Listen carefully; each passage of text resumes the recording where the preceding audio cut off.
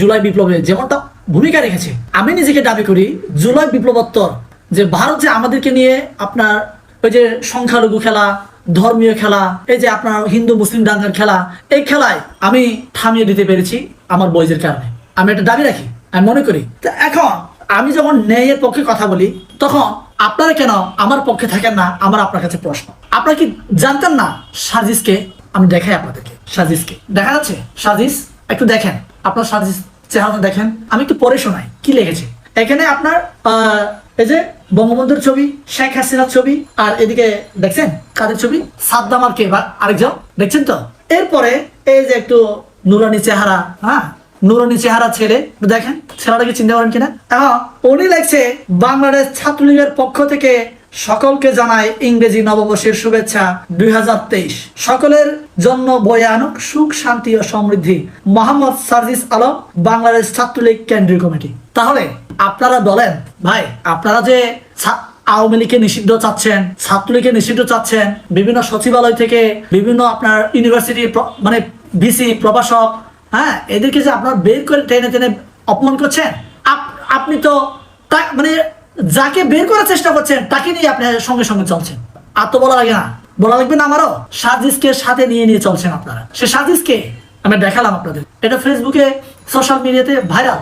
আমি যদি বানিয়ে বানিয়ে বলতাম, এই পোস্টার যদি আমি বানাতাম, তাহলে তো আপনারা আমাকে দোষারোপ করতে পারতেন যে না জুলাই বিপ্লবকে আমি ধারণ করি না, বলতে পারতেন। কিন্তু এই পোস্টার তো বানিয়েছে সাজিস বানিয়েছে। তাহলে সে কি, এটা কি প্রমাণিত সত্য না যে সে ছাত্রলীগের নামধারী ক্যাডার? এখন এই ক্যাডারে নাকি আমি শুনতে পাচ্ছি এই যে উপদেষ্টা পর্ষদ চেঞ্জ হবে, এই জায়গাগুলোতে সে তদবির চালাচ্ছে। শেখ হাসিনা কি আবার নিষিদ্ধ করতে চান, ফাঁসিতে ঝুলাতে চান? আবার অপর পক্ষে এরকম হাসিনাকে মমতাময়ী, বিশ্ববিখ্যাত জননন্দিত মমতাময়ী মা আখ্যায়িত করা এরকম সন্তানদেরকে, নুরানি ছেলেদেরকে আপনারা আবার কি উপদেষ্টা বানাতে চান, কিংবা তাদেরকে কাঁধে কাঁধ মিলিয়ে জুলাই বিপ্লবের ধারণ আপনারা বহন করে এগিয়ে নিয়ে চান। কেন ভাই আপনারা কেন হিপোক্রেটের আচরণ করেন, দুমুখী সাপের মতো কেন আচরণ করেন? আমি চাই আপনারা তাদেরকে এড়িয়ে চলেন। আমিও এই জুলাই বিপ্লবের একজন মাঠ কর্মী।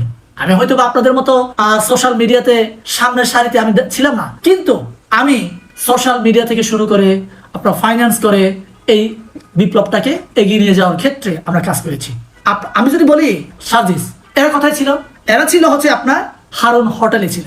এরা তো সই করেছে যে না ভাই আমরা স্থগিত করলাম, আমরা আর সামনে আগাবো না। ওরা আত্মসমর্পণ করেছিল না?